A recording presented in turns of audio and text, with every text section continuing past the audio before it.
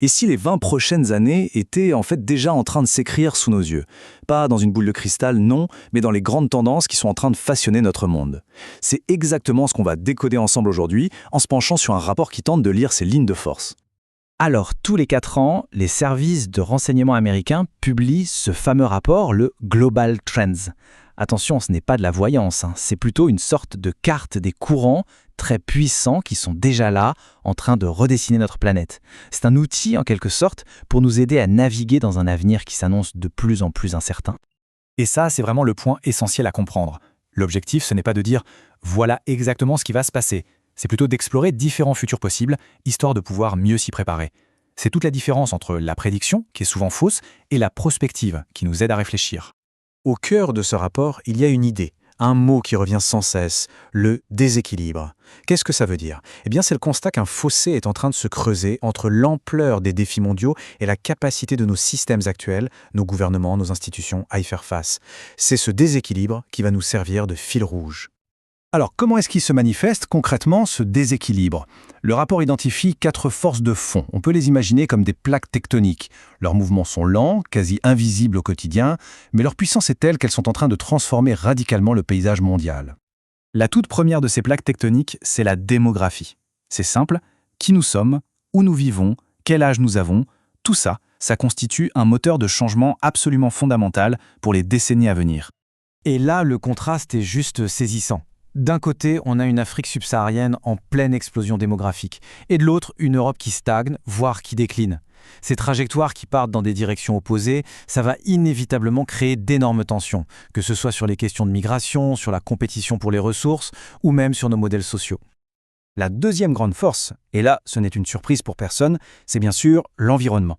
Le réchauffement climatique et la dégradation de nos écosystèmes, ce ne sont plus des menaces lointaines, ce sont des réalités bien concrètes qui façonnent déjà notre présent et encore plus notre avenir.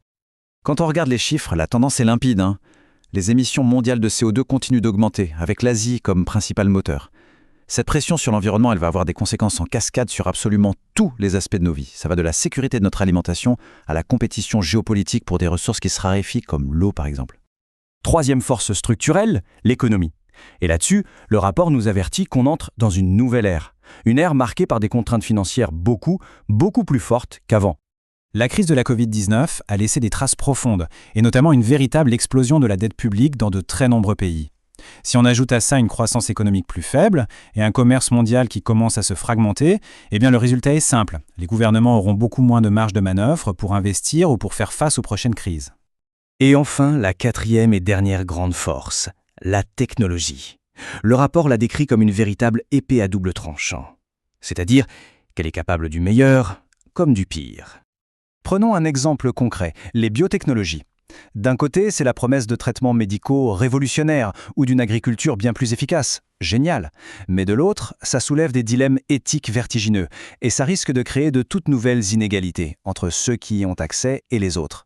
C'est ce paradoxe qui va nous accompagner à chaque nouvelle avancée. Alors, que se passe-t-il quand ces 4 plaques tectoniques, la démographie, l'environnement, l'économie et la technologie, commencent à se frotter, à entrer en collision? C'est là que ce fameux déséquilibre devient vraiment palpable. Leur interaction crée des frictions, des tensions, et ce à tous les niveaux, de l'intérieur de nos sociétés jusqu'à la scène internationale. Si on regarde à l'intérieur même des sociétés, on constate une montée assez nette du pessimisme. Les attentes des citoyens sont de plus en plus souvent déçues et le fossé se creuse entre ce que les gens demandent et ce que les gouvernements semblent capables de leur offrir. Et ça, c'est un terreau incroyablement fertile pour l'instabilité politique. Mais qu'est-ce qui alimente ces tensions au juste? Eh bien, on a des divisions identitaires de plus en plus marquées, des bulles d'information sur les réseaux sociaux qui nous enferment chacun dans nos certitudes, et ce sentiment grandissant que le système est un peu à bout de souffle. C'est dans ce terreau de mécontentement que le populisme trouve toute sa force. Et cette même logique de friction, on la retrouve à l'échelle internationale. Les grandes institutions qu'on connaît, comme l'ONU ou l'Organisation mondiale du commerce, qui ont été conçues pour favoriser la coopération, sont de plus en plus paralysées. Elles se transforment peu à peu en arènes où les grandes puissances s'affrontent, plutôt qu'en lieu où l'on résout les problèmes ensemble. Le point clé ici, c'est de comprendre que le terrain de jeu de la compétition internationale a complètement changé. Aujourd'hui, la puissance ne se mesure plus seulement en nombre de soldats ou en points de PIB. Non, la vraie bataille, elle se joue désormais sur le contrôle des technologies, des flux d'informations, de l'espace ou du cyberespace. Bon, Avec toutes ces forces et toutes ces tensions en tête, à quoi pourrait ressembler notre monde en 2040 ? Le rapport évite de donner une réponse unique.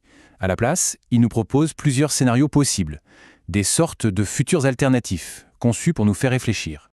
Allez, commençons par le scénario le plus optimiste, celui de la renaissance des démocraties.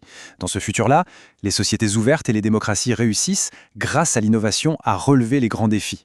La coopération l'emporte et ça ouvre une nouvelle ère de prospérité. C'est le scénario idéal en quelque sorte. Autre possibilité beaucoup moins réjouissante, un monde à la dérive. Ici, c'est tout l'inverse. Le système international est complètement bloqué. Chaque grande puissance est tellement absorbée par ses problèmes internes que plus aucune coopération n'est possible.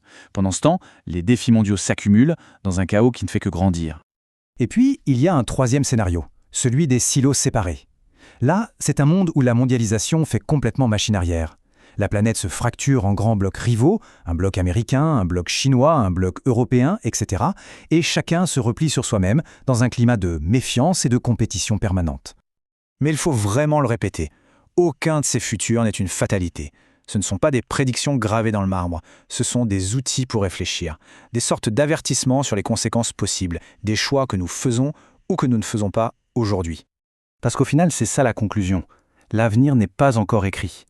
Les grandes forces qu'on a vues posent le décor, bien sûr, mais le script final, il dépendra des choix que nous allons tous faire, collectivement.